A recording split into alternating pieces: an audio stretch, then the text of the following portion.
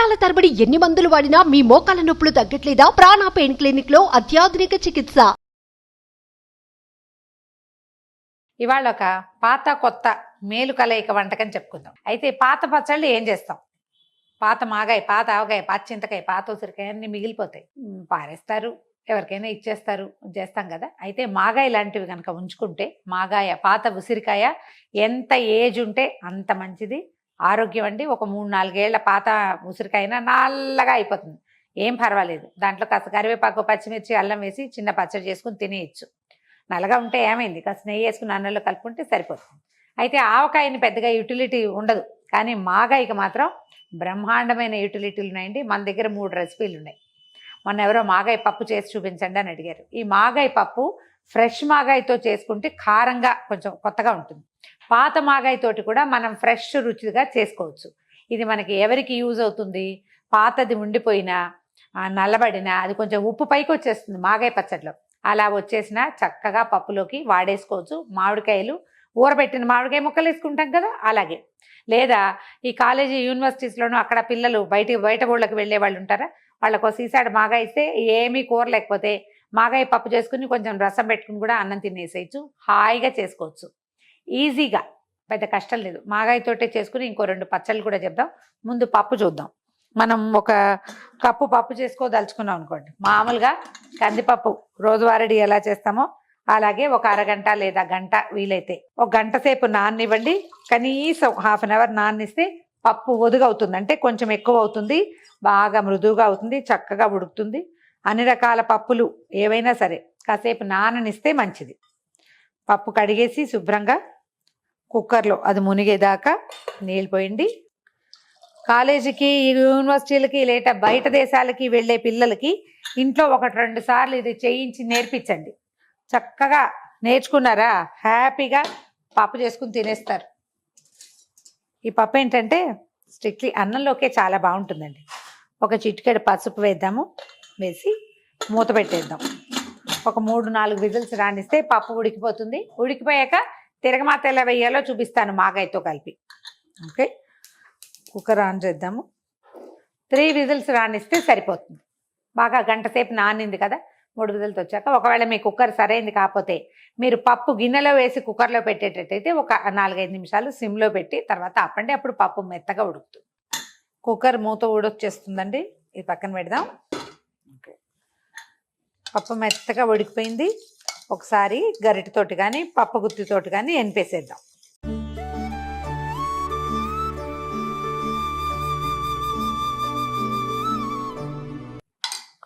ఇప్పుడు ఏం చేద్దామంటే ఒక మూకుడు పెట్టి, మనం మామిడికాయ ఎండు ముక్కలు ఉంచుకుంటాం, లేకపోతే కోరేసి గుజ్జు నిలవ పెట్టుకుంటాం. లాస్ట్ ఇయర్ చెప్పాం మా వీడియో. ఒకవేళ అది కనుక మన దగ్గర ఉంటే దాన్ని కూడా డైరెక్ట్గా పప్పులో వేసేసి కలిపితే బాగా కలవదండి.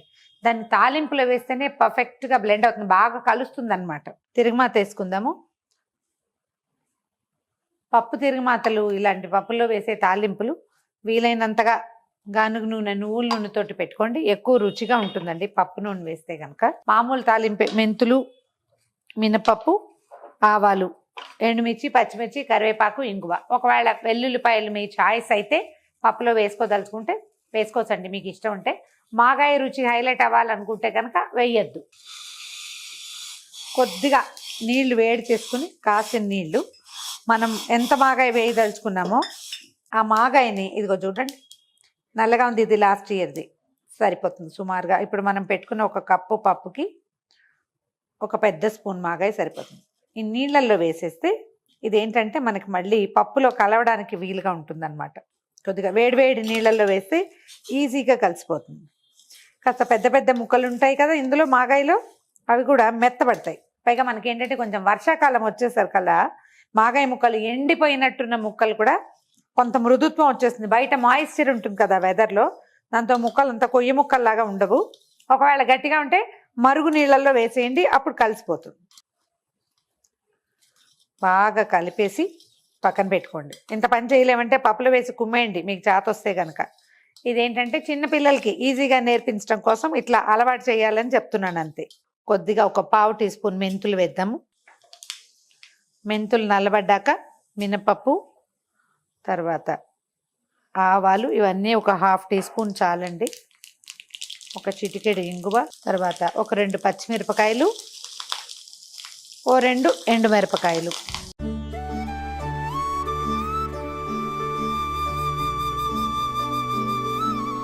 కొంచెము కరివేపాకు. ఇప్పుడు ఈ మాగాయ మనం ముక్కలు పక్కన పెట్టుకున్నాం కదా, దీన్ని ఎత్తి పోపులో పోసే.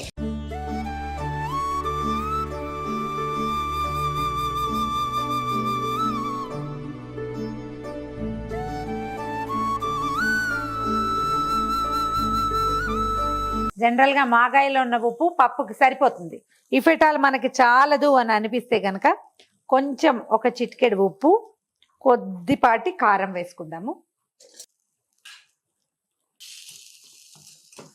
చూడండి, ఒకసారి మొత్తం కలిసిపోతుంది.